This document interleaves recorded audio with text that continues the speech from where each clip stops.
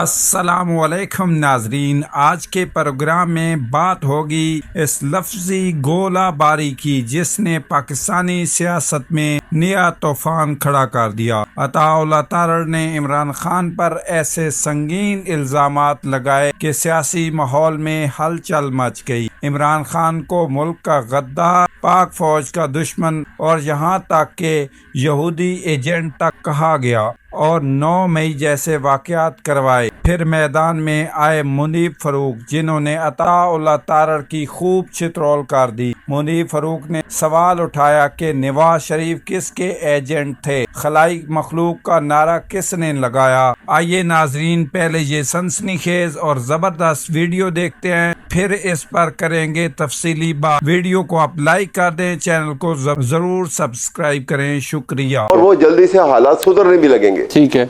लेकिन ऐसी अनसर्टनिटी जो सिचुएशन इस वक्त है, अनसर्टन सिचुएशन, ठीक है, इसमें हालात कोई संभाल नहीं सकता। कोई बड़े से बड़ा आ जाए, कोई कितनी ताकत का इस्तेमाल कर ले, ये हालात नहीं काबू आएंगे कभी भी, जब तक के यहाँ पे एक ऐसी हुकूमत नहीं आएगी कि जिसको के एक मैंडेट होगा। अच्छा, ये एक्चुअल रिप्रेजेंटेशन ऑफ पीपल, बिल्कुल तारड़ साहब, ये एक्चुअल रिप्रेजेंटेशन एक जमात, अब तक मौलाना साहब भी कह रहे हैं कोई अंदर हो और मैं बाहर जलसे करता फिरूं, पता नहीं शायद उन्होंने आपको ज़हन में रख के नहीं कह दिया कि इधर इमरान खान साहब अंदर है, इधर मियाँ साहब आएंगे और वो अपनी ताकत का मुजाहरा करेंगे, तो शायद वो मेरे ख्याल में जिक्र कहीं कहते कहते आपकी तरफ ही कह गए हैं। अब आपने खुलम खुला काम करना है और इधर इमरान खान साहब कैदोबंद की सहूलतें बर्दाश्त करें तो मज़ा नहीं आएगा। आपका सियासी मुखालिफ जेल में होंगे और आप बाहर होंगे सारे।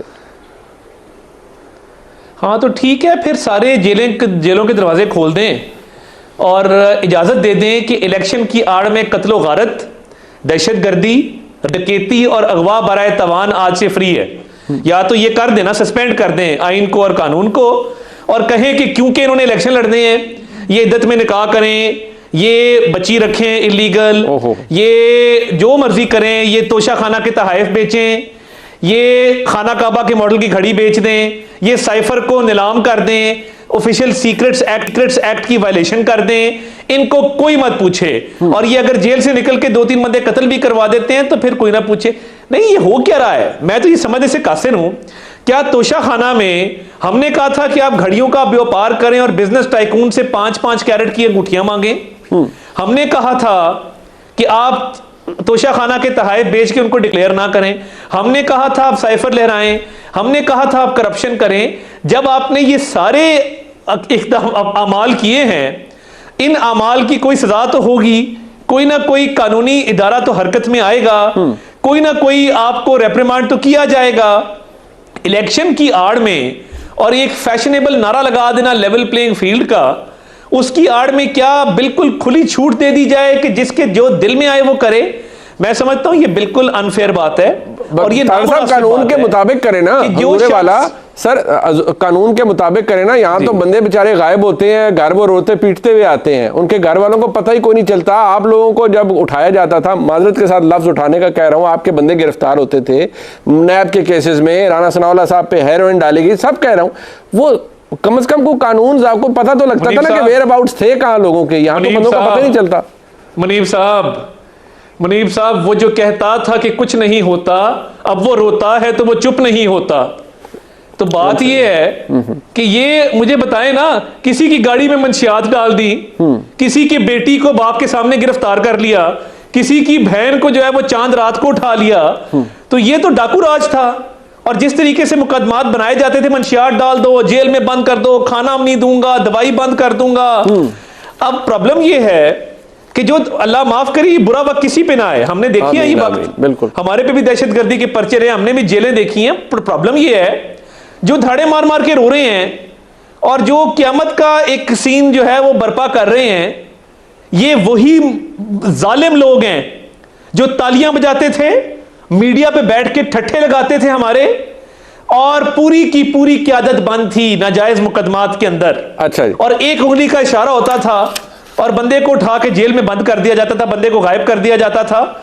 आज इनको इंसानी हकूक याद आ गए हैं, आज ये बैनुल अक़वामी सतह पे इस मामले को उठा रहे हैं। तो भाई 9 मई को किसने कहा था कि अपनी फौज पे हमला करें? We are a nuclear armed nation. बिल्कुल ठीक है, हम एक एटमी ताकत हैं। हमारी फौज पे अगर हमला होगा, हमारे यूनिफॉर्म की अगर बेहुरमती होगी और एक मुनज़्ज़म मंसूबे के तहत होगी और उसके बाद आप ऑफिशियल सीक्रेट्स एक्ट की भी वायलेशन करेंगे, ठीक है, तो इनको सर पे बिठा के इनको हार तो नहीं पहनाए जा सकते, बिल्कुल इनको निशाने हैदर तो नहीं दिया जा सकता। इनके साथ होना यही था जो इनके साथ हो रहा है। साहब, लेवल प्लेइंग फील्ड पीटीआई को कैसे मिल सकती है, कंसिडरिंग के जो हालात हैं, वाकयात हैं, मामलात हैं इस तरफ?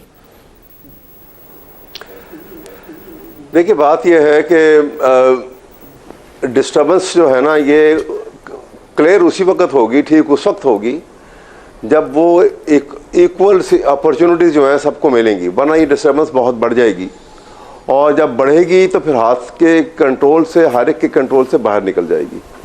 और इससे पहले कि ये निकल जाए तो कॉन्स्टिट्यूशन के ऊपर एक्ट करना पड़ेगा और लेवल प्लेइंग फील्ड के बुनियाद के ऊपर ये हालात को बदलना पड़ेगा और जो अपनी गलतियां हो चुकी हैं उनका तदारक भी करना पड़ेगा।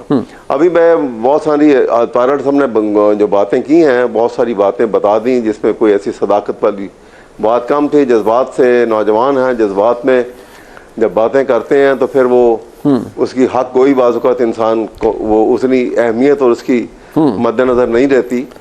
मेरा कहने का मकसद ये है कि देखिए, इमरान खान को आपने जज करना है ना, तो आप देखिए कि 2021 के अंदर पाकिस्तान के फॉरेन एक्सचेंज रिजर्व जो थे वो सबसे ज़्यादा थे। ठीक, वो 24 बिलियन डॉलर उस वक्त रिजर्व थे, एवर हाईएस्ट पाकिस्तान की तारीख के। अच्छा जी। और उसके बाद जिस वक्त ये हमारे शहबाज शरीफ आ गए और इनकी पीएटीएम की हुकूमत आ गई, तो 1.5 साल में आपने देखा कि रिजर्व जो है वो 2 बिलियन से भी नीचे चले गए। वो ये कैलिबर था। और वो इसहाक डार साहब आए कि जिनके आने के खौफ से, उनके सांस की आवाज़ से डॉलर जो है वो उसकी इस्तात जो है भागने की या दौड़ने की ख़त्म हो जाती है। ठीक है। उसकी रूह जो है वो तंग हो जाती है, सूख जाती है। बिल्कुल ठीक है। वो डॉलर जो है वो। नाजरीन, आज की वीडियो में आपने देखा कि किस तरह इल्जामात, जवाबी हमलों और सख्त सवालात ने सियासी माहौल को गरमा दिया। अताउल्लाह तारड़ के बयानात हों या मुनीर फरूक के तंदो तेज सवालात, हर बात ने नई बहस छेड़ दी है।